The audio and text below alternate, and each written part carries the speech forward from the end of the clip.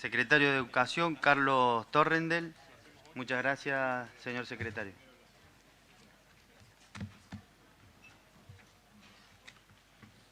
Tiene que apretar el botón rojo. Buenos días, ahora sí. Bueno, antes que nada, para un docente es un verdadero honor estar acá. Ustedes, probablemente como nos pasa a nosotros cuando estamos en la escuela, nos acostumbramos a esto y pasa a ser un hecho ordinario más. Pero la verdad que les agradezco especialmente la recepción, la escucha y el diálogo que vamos a tener, porque como a veces se repite poco, la educación y la política eh, están muy entramados. Se dice mucho, pero a veces no se percibe que la política siempre es educación. Siempre estamos educando cuando hacemos política y cuando estamos educando también estamos haciendo política. No solo, pero también estamos haciendo política. Así que en ese sentido, en ese entramado de política de educación, para mí la verdad que es una experiencia que también es un aprendizaje poder estar acá y compartir con ustedes estas ideas. Lo que voy a tratar de hacer es enumerar algunas ideas generales que atraviesan como hilo conductor los artículos que proponemos aquí, referidos a educación, por supuesto, y luego algunas precisiones sobre algunos de los artículos más relevantes, sobre los cuales ustedes han hecho algunas preguntas, y luego quedará abierto el diálogo cuando nos lo indiquen, desde ya. Bueno, la primera cuestión que yo querría señalar es que el paradigma central que está detrás de esta propuesta y también de lo que vamos a decantar a lo largo de la política educativa que llevemos adelante es lo que nosotros denominamos una política educativa participativa y federal. O sea, el paradigma central pasa por consolidar normas y desarrollar instituciones y prácticas que tengan que ver con este doble pivote.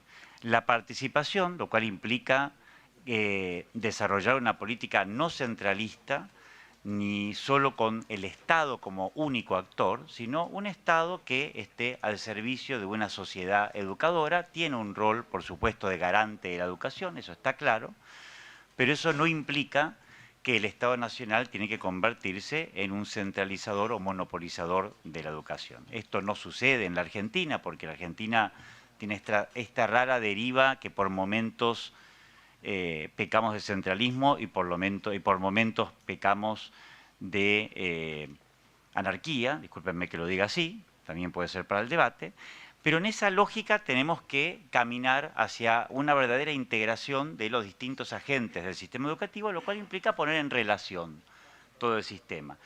Y eso conlleva que dentro de los distintos niveles del Estado, nacional, provinciales, municipales, tenemos que articular mejor las políticas educativas a partir de la participación, pero no solo la participación de estos niveles del Estado, sino también de la sociedad. Ese es un poco lo que está detrás de toda esta lógica que la podemos desarrollar, como vamos a ver luego en algunos artículos. Por otro lado, esto se manifiesta también claramente porque no desde ahora, esto proviene desde la lógica organizacional de los 90 y luego eso quedó consolidado en la Ley de Educación Nacional, la política educativa se hace en un entramado federal y participativo, insisto, con el Consejo Federal de Educación y con el Consejo de Universidades, que tiene dentro de sí el Consejo, como ustedes saben, el SIN, el Consejo Interuniversitario Nacional y el CRUP, referido a las universidades, que congrega a las universidades privadas. Por lo tanto, la política educativa, a diferencia tal vez de otras políticas que pueden desarrollarse más centralizadamente, tiene ya en su ADN, en un país federal, esta lógica a partir de la cual no se pueden tomar decisiones aisladamente o centralizadamente, sino que siempre implica una, una idea o una realidad, o una práctica, perdón, de llegar a acuerdos para tomar decisiones. Es muy rica la legislación que se ha generado desde las leyes vigentes a través de estos consejos que señalamos que tienen carácter normativo para el sistema educativo argentino. Entonces, en ese sentido, puede haber temores de excesos de centralismos o protagonismos, pero justamente el diseño de la política educativa argentina nos lleva por un camino de acuerdos y de participación federal. También, y nosotros como gobierno lo vemos totalmente claro, hay 3 principios rectores que tienen que encaminar siempre una política educativa y que están detrás de estos artículos y de otras posibilidades normativas que iremos desarrollando en los distintos niveles, desde propuestas al Congreso como en los consejos que acabo de señalar. Uno que es clave es la justicia educativa. También a través de los artículos que queremos desarrollar, lo que tratamos de hacer, proponerles, perdón, es comprender que la educación siempre implica esta inteligente búsqueda de una igualdad que Pierre Rosanvallon, en La sociedad igual, es un famoso politólogo francés, llama la igualdad por equivalencia. Nosotros en la sociedad moderna tenemos una perspectiva de igualdad por homogeneidad en la cultura moderna. Hoy, en una cultura de la diversidad, requerimos una búsqueda, ahora me voy a referir enseguida a eso, una búsqueda de una educación de calidad, pero ya no porque todos recibimos lo mismo o tenemos que llegar a una situación idéntica en términos culturales, sino porque tenemos que congregar una multiplicidad o una diversidad o un pluralismo de proyectos de comunidades y de personas dentro de lo educativo. Entonces, en ese sentido, primer punto clave, caminar hacia la justicia educativa es un elemento central.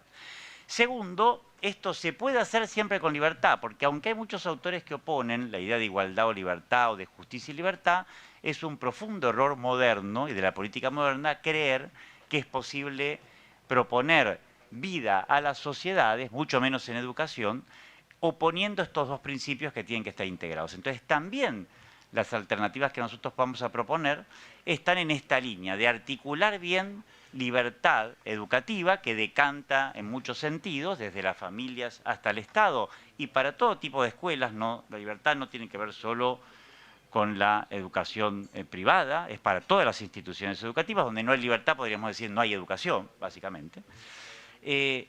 Implica también que esto nosotros lo podamos enhebrar e integrar bien. Y finalmente, y este es otro elemento clave porque algunos han hecho algunas preguntas referidas a esa cuestión y lo podemos conversar, todo lo que se ha investigado en política educativa y en el desarrollo de sistemas educativos muestra que sin confianza no hay educación. Este es otro elemento central.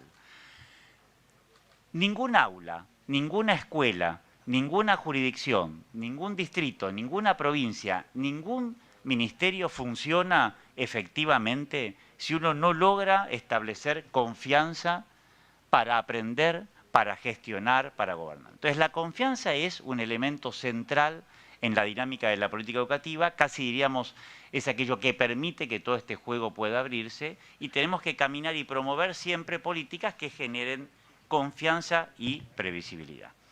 Todo eso confluye en una verdadera inclusión educativa. La inclusión educativa no puede ser efecto solamente de normas que no terminan de aplicarse o de declamaciones, que en educación es muy común hacer normas que son más bien ideales pero que no volvemos operativas, sino que tiene que decantarse o abrevar finalmente en una educación efectiva que implica básicamente una educación integral de calidad para todos, y al ser para todos es entonces común y diversa.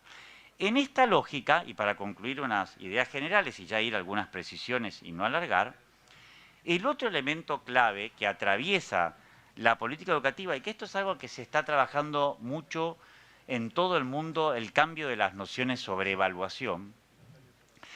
Este cambio de paradigma es absolutamente central. ¿Por qué? Porque la evaluación está cambiando en el contexto de sociedades modernas a una evaluación centrada en la calificación, en los rankings, etcétera, a una evaluación entendida como información que tiene que ser útil para la retroalimentación a fin de mejorar nuestras experiencias de aprendizaje. Y eso, lo interesante de eso y lo que más nos apasiona, es que esta mirada humanista sobre la evaluación implica entonces que la evaluación está verdaderamente enhebrada en la enseñanza y el aprendizaje, pero también en la política. La política educativa tiene que ser una política de retroalimentación. Yo ya lo he señalado en alguna oportunidad anterior. O sea, la verdadera política educativa es una política de acompañamiento a las instituciones, a las provincias, a los distintos organismos del ámbito de la educación, para que todos podamos ir acompañados en nuestra mejora gradual de los aprendizajes, de nuestra carrera docente, de la carrera como directivos, como supervisores, como funcionarios.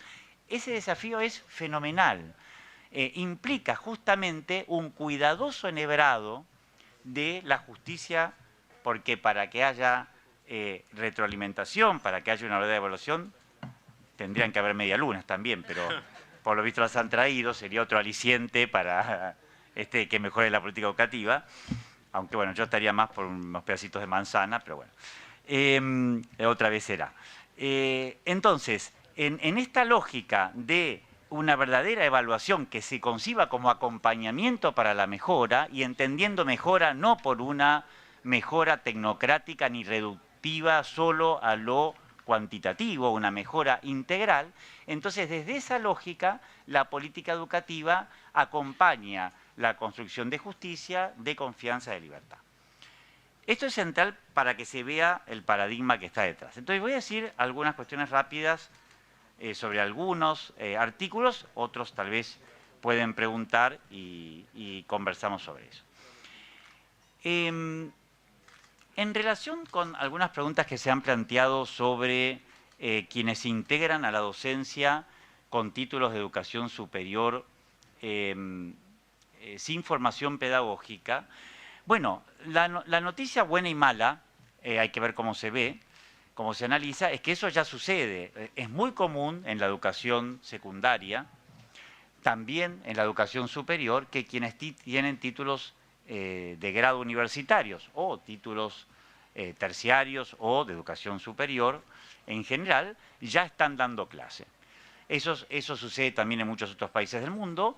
Nuestra política quiere que eso se complemente, y para eso se va a reglamentar desde el Consejo Federal, con tramos de formación pedagógica, porque es muy cierto, como alguien ha señalado, que una cosa es ser un buen contador y otra cosa es ser un buen profesor de economía o de algún contenido afín. Entonces, en ese sentido, sin ninguna duda, es importante promover las capacidades de enseñanza y de aprendizaje de la sociedad, también de aquellos que se gradúan en la educación superior, pero siempre, por supuesto, complementado e integrado con formación pedagógica, que de ninguna manera se debe menospreciar. La evaluación docente también es algo que se suele ver no solo en la Argentina, es un problema que tiene que ver con este cambio de paradigma. Como la tradición de la evaluación siempre ha estado más bien vinculada con la calificación, con las escalas, con lo sancionatorio, perdón la mala expresión, sucede también que cuando se debate hoy sobre el problema de la evaluación docente, se piensa que tiene una lógica en el sentido que acabo de explicar. Y es al revés.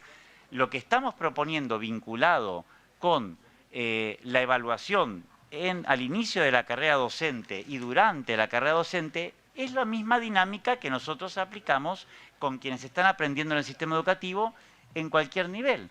Implica precisamente que para poder mejorar y desarrollar capacidades, lo que tenemos que hacer es ser acompañados con evaluaciones que nos provean elementos para poder mejorar. Entonces, es algo bien humano acompañar con una lógica de retroalimentación a todos los que estamos aprendiendo y trabajando hasta el final de nuestras vidas. Todo el tiempo tenemos que estar siendo evaluados, autoevaluados, retroalimentados a fin de poder mejorar. Y eso es algo básicamente humano, creo que no responde a ninguna ideología en particular. También hay alguna pregunta vinculada al tema de las bibliotecas. Nosotros justamente, como queda claro, queremos ampliarlas, fortalecerlas. No hay ninguna intención de reducirlas, todo lo contrario. Es clave, como fue clave en el siglo XIX, las dos instituciones fundamentales fueron la escuela y la biblioteca popular, fueron la internet de la época, le llamo yo para explicarlo sencillamente, porque vos accedías a la cultura en esos lugares. No tenías disponibilidad, sobre todo si estabas en sectores populares, para acceder a libros directamente. Los libros baratos son algo, como saben algunos, del siglo XX.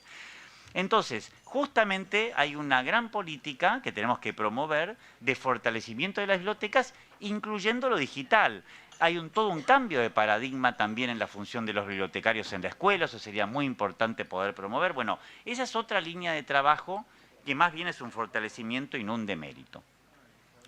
Yendo a la cuestión del examen de conclusión de nivel secundario, que se han atribuido distintas intencionalidades, si nos atenemos a lo que dice el texto, justamente lo que estamos tratando de hacer de nuevo es de proveer información para que las familias, quienes se gradúan, las escuelas, tengan elementos para tomar mejores decisiones, para poder continuar su formación, para seguir desarrollando capacidades. Entonces, de nuevo, es un elemento que aunque se lo evalúa desde paradigmas tradicionales, en realidad es al revés. Estamos ofreciendo información, elementos que terminan convergiendo en una mejor toma de decisiones, tanto comunitaria como personal.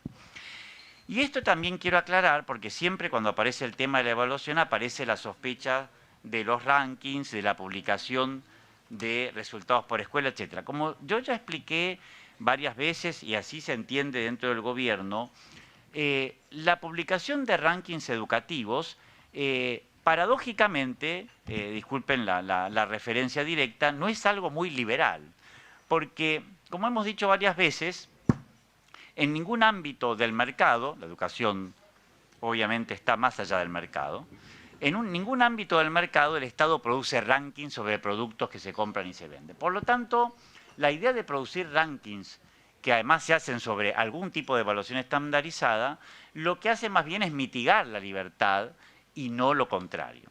Entonces, en ese sentido, aclarar que el artículo que hemos propuesto de ninguna manera tiene como objetivo precisamente una estrategia que sería más bien estatista y de homogeneización, sino que siempre de nuevo la información cualitativa y cuantitativa desagregada, porque lo más útil justamente para poder mejorar una política es que cada nivel tenga desagregado su información. Entonces, en ese sentido, el artículo está redactado con ese objeto, con el objeto de, insistimos, proveer información para la mejora. Voy concluyendo.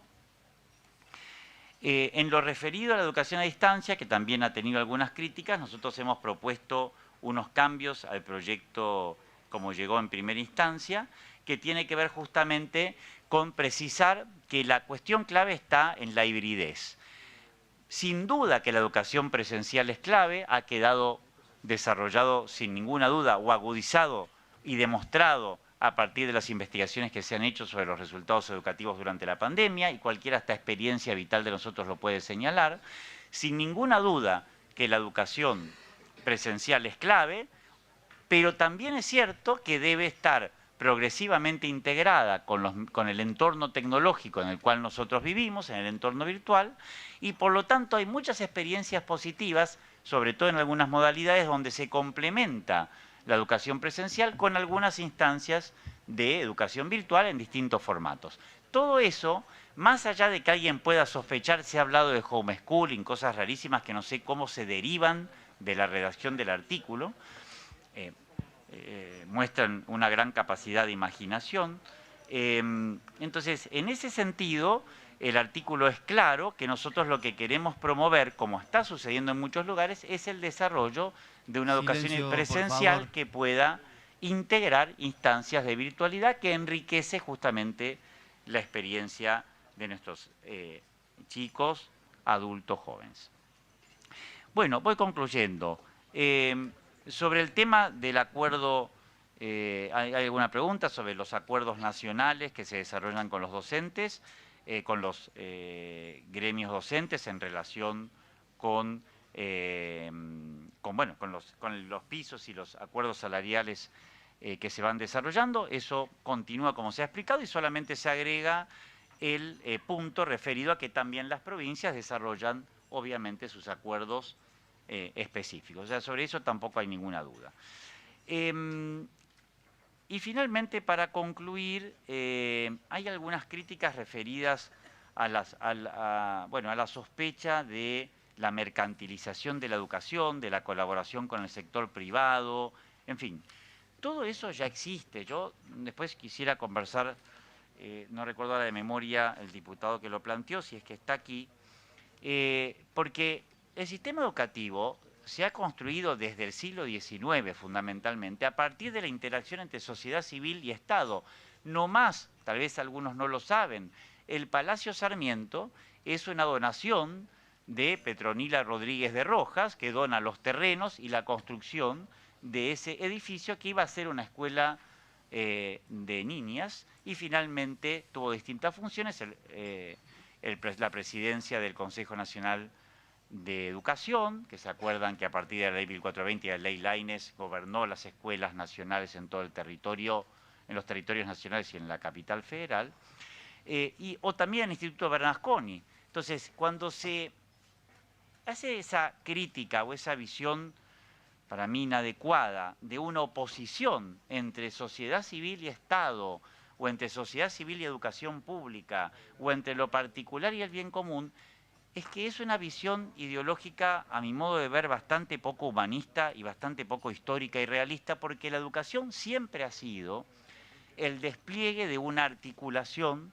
de sociedad civil con Estado. Siempre ha sido, lo sigue siendo, y cualquiera que conozca lo que pasa en las provincias sabe que las escuelas están entramadas con su sociedad de pertenencia y se integran, reciben recursos, donaciones, etc. Bueno, hasta aquí termino, no sé si me alargué mucho. Les agradezco de nuevo la escucha y la participación que vamos a tener, y la verdad que de nuevo es un honor y una alegría poder estar acá con todos ustedes. Mil gracias. Muchas gracias, secretario. Bueno, creo que es el examen más largo que rendí en mi vida, pero habrá otros posteriormente seguro. Obviamente por la diversidad de temas hay respuestas. Yo estuve tratando de tomar apuntes y por otro lado está grabado, así que eso permitirá responder tal vez luego con mayor especificidad. Si me permiten, tomo algunos elementos fundamentales y otros transversales de lo planteado y trato de ser sintético para no cansar. En primer lugar, en relación con la intervención del diputado Alejandro Finocchiaro, que tuvo la gentileza de dejarme acá todos sus planteos y que seguramente profundizaremos, hay una respuesta tal vez un poquito transversal, que tiene que ver con una serie de preguntas que el diputado Finocchiaro hace sobre la evaluación, tanto de los docentes como el examen de secundario, de finalización de secundario, la relación con los trayectos pedagógicos, qué se hace con los exámenes, en fin.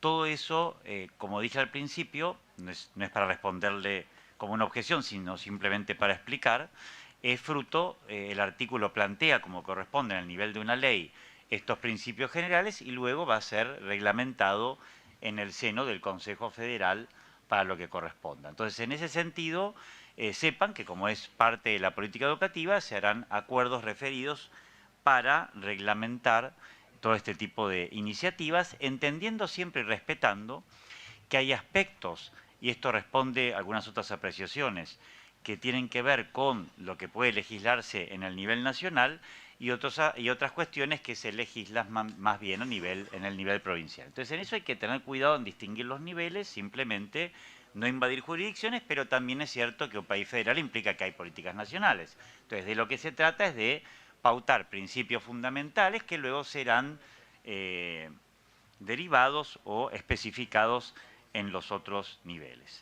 Simplemente para explicar que nosotros tenemos que ir desarrollando esa tarea junto con las provincias en lo que corresponde. En relación con el planteo que el diputado Finocchiaro hizo sobre los estudios a distancia híbridos, tiene toda la razón.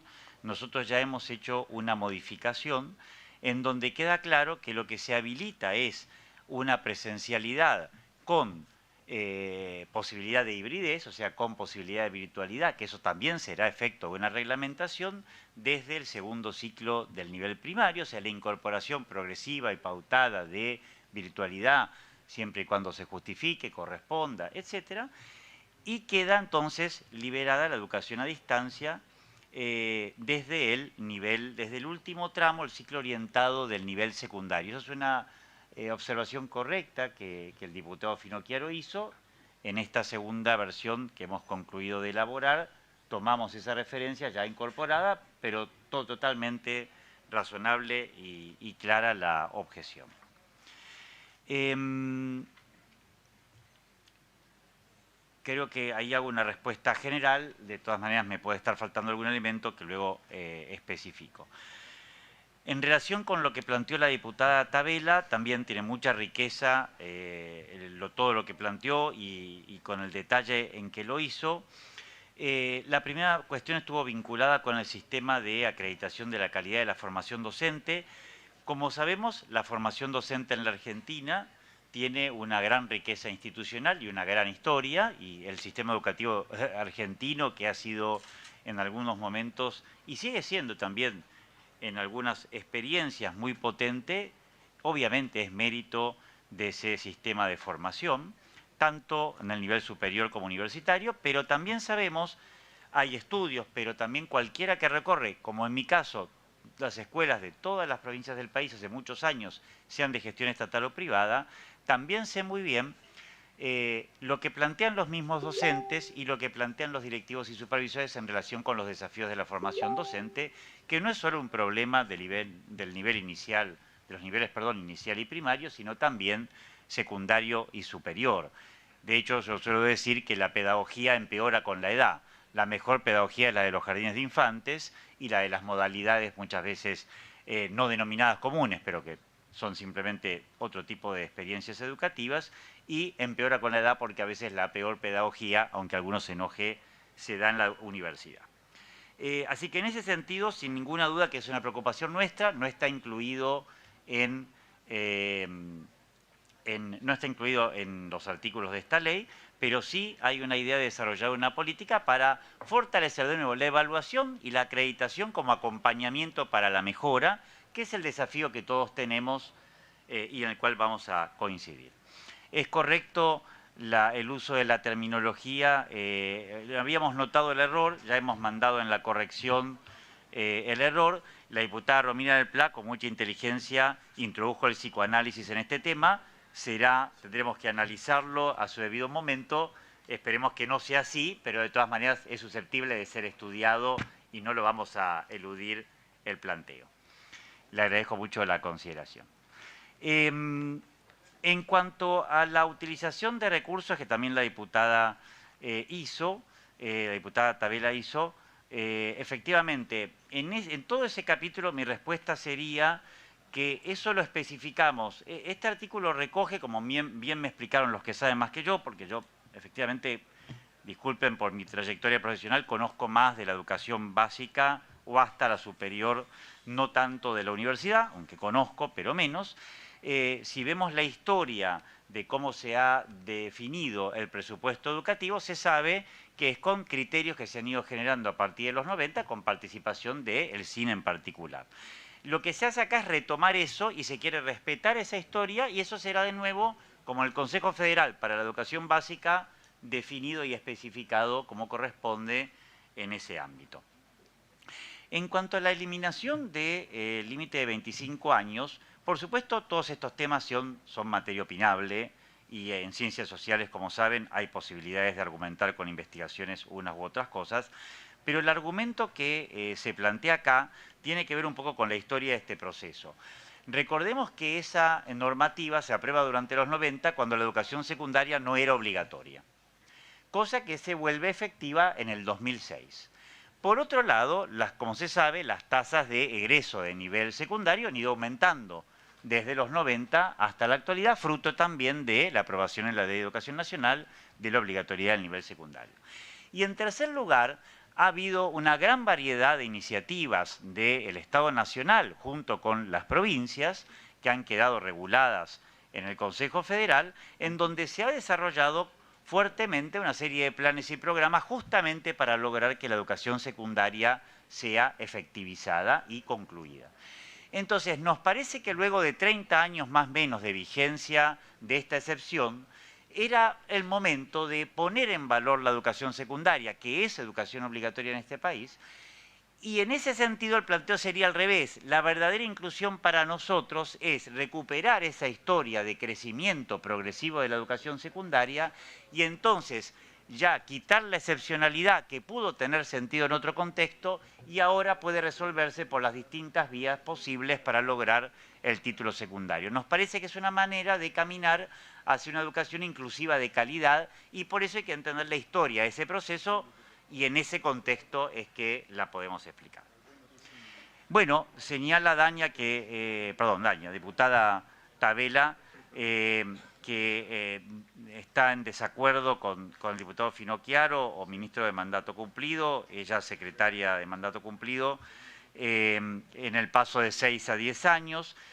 Por supuesto, de nuevo, es materia opinable. Nos pareció, coincidiendo un poco con lo que el mismo diputado Finocchiaro planteaba, que era necesario dar un mayor tiempo. Hay otros países donde efectivamente no son 6 años, son más años. Nos pareció que era necesario ir por ese camino sin dejar de la idea de autoevaluación. Tal vez ahí se nos escapó algo, lo podemos revisar. Siempre la evaluación implica autoevaluación. O sea, evaluación sin autoevaluación no es evaluación, no sé qué será, pero coincidimos plenamente más allá de esto que está señalando en particular. Bueno,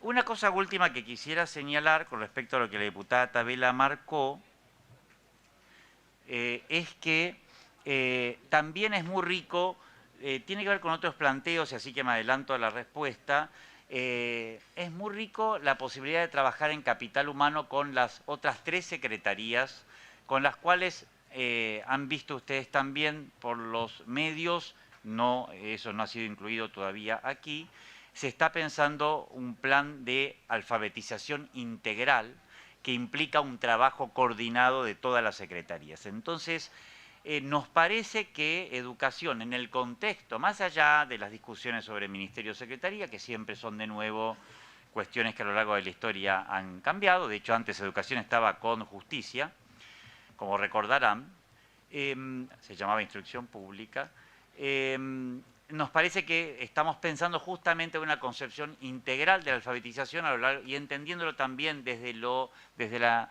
alfabetización familiar, temprana, inicial, avanzada y académica, de tal manera que todo el sistema educativo y la sociedad, con un concepto de sociedad educadora, participe de esta lucha. Que en ese sentido, hizo alguna referencia al final, nos parece potente. Por eso también incluyo una pequeña referencia a lo que señaló la diputada Vidal, que es la cuestión de contemplar las adolescencias, los adolescentes. Eso también es clave dentro de una política de alfabetización integral desarrollada con una lógica progresiva y justamente por eso también vamos a poder trabajar en conjunto y eso va a resultar muy positivo. Coincido con la diputada Natalia Sarapura sobre la necesidad de pactos sociales y concertados como clave del éxito de las políticas educativas y también coincidimos y el gobierno coincide con la necesidad de profundizar la educación inclusiva, que eso implica siempre justamente un gobierno como este no va a estar en contra de ninguna manera de la diversidad y del pluralismo. Y en este sentido, en nuestro caso, en relación con lo que se planteó antes, justamente un foco fuerte en una alfabetización entendida, insisto, de una manera amplia, o insistimos de una manera amplia, va a permitir justamente incluir de verdad los sectores vulnerables, porque en este sentido, y hay que trabajar muy en conjunto, es clave comprender que la vulnerabilidad, por supuesto y sobre todo, es una vulnerabilidad que tiene que ver con el proyecto de vida y con las posibilidades de la educación. En cuanto a la diputada Ana Yani, tengo anotado un par de elementos que planteó. La idea es, como acabo de explicar, que estos criterios de financiamiento de la educación superior, se hagan acordados con el SIM. Ustedes saben que ustedes son los responsables de aprobar en el Congreso el presupuesto que se define para cada universidad. Por lo tanto, es también clave que ustedes, aprobado este artículo que aquí se plantea, sean los que justamente lo apliquen a la hora de definir los presupuestos sobre la base de los acuerdos y planteos que se hacen en el Consejo Interuniversitario Nacional. También planteó la cuestión vinculada a los centros regionales, específicamente sobre el caso de Calafate, Eso son políticas que se acompañarán. Quiero aclarar también, porque más allá de los temores y de las referencias a las cuestiones presupuestarias, perdón, ahora lo veo al diputado Arroyo que me salteé, y ahí voy, tenía la computadora mal puesta.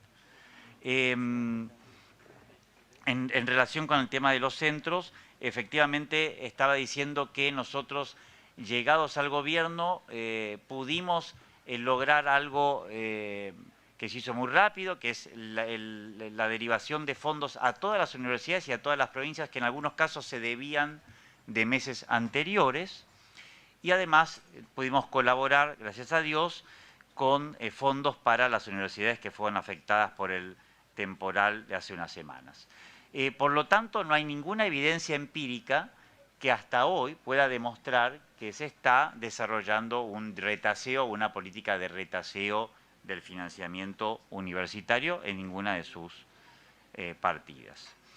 En cuanto, perdón, lo señalado por el diputado Arroyo, que hizo 5 preguntas muy específicas, como ha sido, yo no, lamentablemente, bueno, no me corresponde a mí criticar o no la dinámica del Congreso, obviamente la cuestión de los presupuestos que se van extendiendo o al no estar aprobados que se continúan, perdón que no manejo el lenguaje técnico, obviamente la idea es poder ir acompañando el crecimiento de la inflación, esa es la pauta que hay, por supuesto en la lógica que planteó anteriormente el gobierno, en el sentido de que justamente en un momento de crisis como esto, uno tiene que hacer los ajustes que se correspondan con la ineficiencia, pero no aquellos que evitan comprender lo cultural, lo social y lo educativo como una inversión.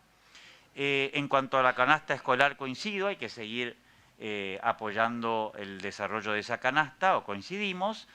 Por supuesto que eso tiene que actualizarse, no es una responsabilidad solo de la Nación, está articulado con las provincias, de nuevo eso tiene que desarrollarse en los dos niveles. En cuanto a la cuestión del sistema voucher, lo que me informan desde el gobierno es que la noticia que salió sobre el diálogo del señor presidente con el gobernador de Santa Cruz, según lo que me informan, aunque bueno, es una información informal, pero entiendo que es así, ese diálogo parece que no existió y no hay ninguna política encaminada hacia un sistema de vouchers, más allá de que, y es un tema largo, lo podríamos discutir con muchos especialistas, tampoco el esquema de financiamiento actual, y usted lo sabe mejor que yo, diputado Arroyo, el sistema de financiamiento actual, simplemente porque nosotros financiemos la oferta, resulta justo ni equitativo. Sabemos que lamentablemente muchas veces se cree equivocadamente que hay una dicotomía entre educación pública, estatal y privada sobre la base de problemas de financiamiento, cuando en realidad el problema tiene que ver mucho más con los orígenes sociales de quienes asisten a las escuelas. Hay escuelas estatales que contienen población muy favorecida económicamente y escuelas privadas que también contienen población muy desfavorecida. O sea que el problema de la división de lo estatal y lo privado no pasa tanto, más allá que hay un sesgo obviamente por los aranceles, no pasa tanto por una división entre ricos y pobres, sino que pasa más bien porque lamentablemente la estratificación social se da en todo el sistema educativo y no solo se divide por tipo de gestión. Se irá ampliando el presupuesto, como hemos mencionado, como ha sido práctica, y en cuanto al sistema alimentario, eso estamos coordinando con la Secretaría de Pablo de la Torre, por supuesto que eso tiene que seguir desplegándose. Termino con las últimas intervenciones, la última de la diputada Romina del Pla. Siempre a mí me llama la atención, y voy a hacer un comentario que tal vez no debería, pero bueno, me sale, cada tanto me sale el indio, pero es un indio leve, es un patolucito, mi indio no pasa mucho más de... que es la preocupación, sobre todo el Partido Obrero me sorprende, por las universidades nacionales, no porque yo crea que haya que desfinanciarlas, sino porque el verdadero drama argentino es la educación básica. Entonces a mí siempre me sorprende, tal vez porque soy hijo un poquito de Estrada y de Sarmiento, que Sarmiento ya le preocupaba el exceso de financiamiento en relación con la educación en esa época no se decía básica, que había para los colegios nacionales y la universidad, esta preocupación tan exacerbada que se da fundamentalmente en torno de las universidades, con las cuales, insisto, yo no tengo ningún problema, todo lo contrario, pero preferiría escuchar hablar un poquito más, como lo han hecho otros diputados, sobre el gran desafío de los chicos que no pueden llegar a la universidad, ni a la educación superior, ni al mundo del trabajo, porque no tienen una educación justa, libre, fraterna y de calidad. En segundo lugar, yo le diría, señora diputada, que desde ya no hay ninguna intención, y creo que no puede leerse, y con esto voy terminando, ninguna mala intención relacionada con la, perdón, que es la alarma de la pastillita que tengo que tomar hasta ahora porque tengo 53 años. Siempre hay que tomar alguna pastillita después de los 50. Bueno. Entonces, vamos a, en mi caso al menos, vamos a señalar, veo que el comentario generó alguna, por lo menos para divertir un poco y alborotar el avispero con alguna broma que siempre los docentes tenemos que hacer para retomar la atención de los alumnos. No diputados. No hay alumnos, pero déjenme hacer una broma al menos, si no, una o dos. Igual tengo una broma más para el final, permítanmela. Entonces, la ministra me lo autorizó, así que voy a hacer. Entonces, en el tema no hay ninguna intención de atacar la estabilidad de la docencia, sino de nuevo de acompañar el desarrollo profesional de los docentes. Los docentes, en su caso lo sabe hasta mejor que yo, quieren capacitación, quieren acompañamiento para la mejora.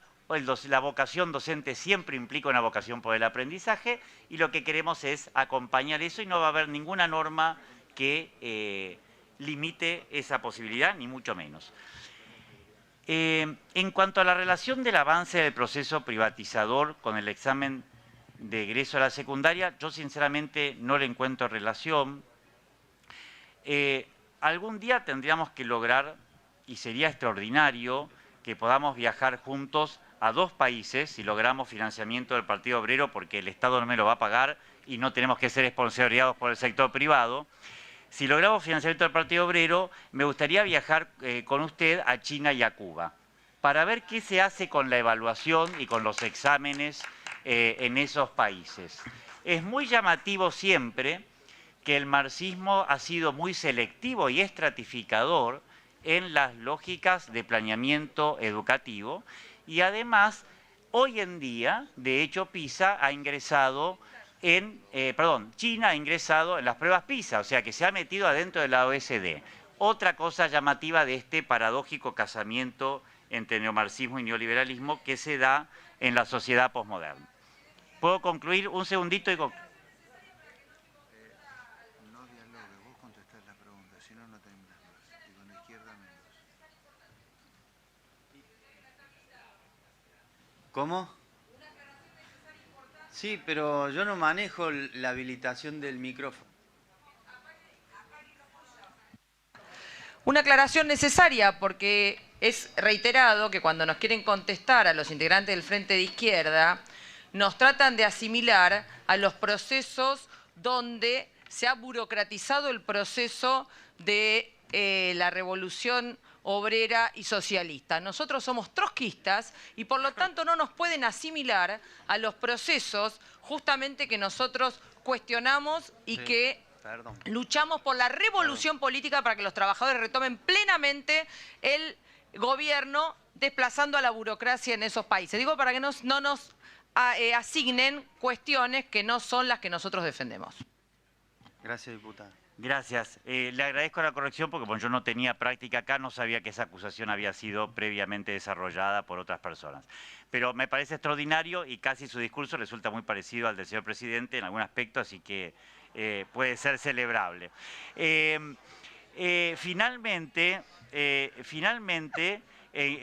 respondido ya a la cuestión psicoanalítica sobre las universidades privadas, que será cuestión de estudio, Creo que efectivamente es positivo en las comunidades poder publicitar, que también habrá que regularlo, los aportes de la sociedad civil, porque hay que visibilizar en la historia de la educación y la política educativa cómo la escuela no es hija solo del Estado, sino también del Estado y de la sociedad, y todo lo que se puede hacer para visibilizarlo, sin que eso implique mercantilización, creemos que es positivo y habrá que regularlo adecuadamente para que no pase lo que sea. Finalmente, aunque no es un tema de educación, yo necesito hacer la broma final, que es que yo celebro que la diputada Romina del Pla defienda el Fondo Nacional de las Artes, creado, entre otras, por Victoria Ocampo y presidida por Amalia Lacroce de Fortabat, lo cual es una extraordinaria sorpresa de la historia.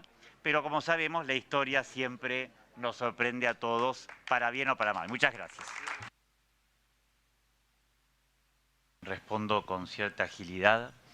En relación con lo planteado específicamente por el diputado Esteban Paulón, si no tomé mal el apunte, efectivamente, como queda claro en el artículo, en relación también con los otros artículos que siguen vigentes y también con la modificación en relación con el ingreso, no hay ninguna relación directa entre el examen de cierre de secundario o el examen que se está planteando en el artículo correspondiente con el ingreso a la universidad. O sea, no hay ningún elemento que permite deducir que una cosa es condición para la otra y está claro en la redacción, tanto de ese artículo como de los otros. Si hay alguna sospecha, entiendo que alguien siempre puede desconfiar, pero verdaderamente en la simple redacción del artículo esa asociación directa no está permitida, por lo tanto no es susceptible, uno podrá especular, pero no sería susceptible de poder hacerse, ni tampoco hay una intención en ese sentido. En relación con lo que señaló algunas observaciones del diputado Flavio Ketlas, efectivamente, y ahí hay un punto en el que coincidió con el diputado Santiago Santurio, efectivamente en la educación argentina hay una tragedia, recordarán el famoso libro de Jaime Echeverry, que tuvo bastante impacto ya hace muchos años, hizo relación el diputado Ketlas a un último texto de la gran Guillermina Tiramonti, vinculado al simulacro de la educación. Efectivamente, en la Argentina, un comentario muy breve, hay una tragedia educativa, pero simultáneamente hay muchas experiencias valiosas que tenemos que recuperar y poner en valor. Entonces acá tenemos que hacer con cuidado un doble juego en el buen sentido del término, que es, por un lado, verificar sobre la base de los diagnósticos los problemas que tenemos, pero no caer en generalizaciones que generen desconfianza o generen una destrucción de la vocación de los docentes. Yo le pido, por favor, a todo el Congreso y a todos nosotros como políticos que tengamos mucho cuidado en las generalizaciones sobre los docentes, que muchas veces se hacen vulgarmente y de forma negativa, cuando en la docencia argentina, en muchos sectores siempre habrá alguien que hace las cosas mal, por supuesto, pero hay mucho docente con mucha experiencia valiosa que sobre todo durante la pandemia se puso al hombro de la educación argentina. Si nos vamos a poner a echar culpas, yo me pondría a hablar de los economistas y seguimos. O sea que en la Argentina, por favor, evitemos, disculpe a algunos si se ofendió, evitemos generalizaciones de ese tipo, porque si nos vamos a empezar a mirar y a contar todas las costillas, las vamos a pasar todas bastante mal. Sin duda, hay dificultades que hay que encarar, pero como en este país es un poco fuentovejuna, fuimos todos, tratemos de focalizarnos sobre qué tenemos que mejorar y sobre las buenas prácticas que tenemos que poner en valor, que están diseminadas en todo el sistema educativo, en todas las provincias, tanto en los sectores estatales como privados, que están haciendo un esfuerzo grande y que tenemos que apoyar y mejorar. Eso, por favor, como idea central, porque estamos haciendo docencia cuando hacemos política. Finalmente, en cuanto a la vinculación que le estableció en relación con el incremento de la competencia, efectivamente la evaluación acá no está pensada para incrementar una competencia, sinceramente. Está pensada en función de lo que hemos planteado en relación con la mejora de la carrera docente y de los procesos de enseñanza-aprendizaje. Y por lo tanto, entiendo la observación que hizo sobre el tema de la estabilidad, pero como hemos dicho, de ninguna manera está asociado una cosa a la otra y por lo tanto nuestra política va a ser efectivamente en torno de la mejora de las prácticas docentes, que es lo que tenemos que acompañar, como en cualquier lugar de trabajo se sucede hoy. Hoy cualquier institución laboral, sea estatal o privada, es también un espacio de capacitación, porque una cultura tan dinámica y en desarrollo estamos todos capacitándonos permanentemente. Bueno, la escuela también tiene que ser una comunidad de aprendizaje, particularmente para los docentes y para los directores. Todos estamos aprendiendo, vaya si lo sabré yo en los últimos días. En relación con... bueno, Tomás Ledesma se refirió al tema voucher. Me precisan recién que yo cometí un error. Del tema se dialogó, pero de ninguna manera hay una política local. En Santa Cruz no la hay, ni tampoco nacional. Nadie me ha dado ninguna instrucción en ese sentido de desarrollar sistemas de vouchers en la Argentina. Por lo tanto, en ese tema, por lo menos, yo hasta el momento no he escuchado absolutamente nada, más allá que uno puede dialogar sobre el tema en términos de cómo promover la libertad de elección, que es siempre un tema interesante, porque de hecho en la Argentina hoy hay libertad de elección. Podemos discutir largamente cómo son los procesos que las familias llevan a cabo para elegir las escuelas dentro del ámbito de las escuelas estatales. O sea, entendamos que los problemas no son solo de regulación, sino de prácticas de la sociedad. En cuanto a algunas referencias del diputado Santurio, efectivamente respondí recién, él habló de catástrofe educativa.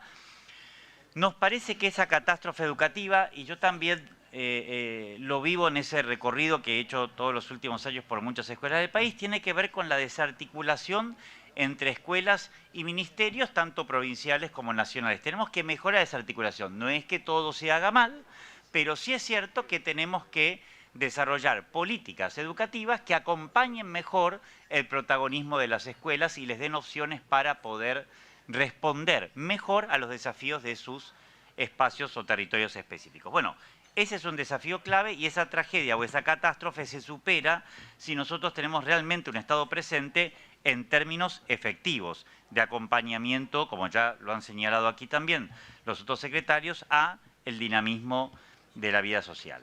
Efectivamente, como Santiago Santurio señaló, las evaluaciones son claves para la mejora y ese es el espíritu en el cual estamos caminando. Y para terminar, en relación con lo que planteó para el financiamiento universitario, exactamente estos criterios surgen de la historia del desarrollo del presupuesto universitario nacional en este Congreso en relación con las universidades nacionales agrupadas en el CIN. Entonces hay que pararse en esa experiencia, que es lo que hace este artículo, y continuar trabajando en esa línea.